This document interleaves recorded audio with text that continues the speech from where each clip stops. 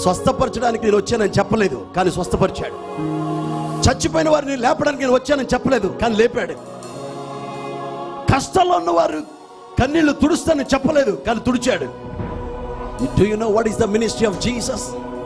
నశించిపోయేవారిని వెదకి రక్షించడానికి మనుష్య కుమారుడు ఈ లోకానికి వచ్చాడు. దేవుడికి స్తోత్రం కలుగును. He came to seek and save the lost. Come on, give him praise, church. Hallelujah.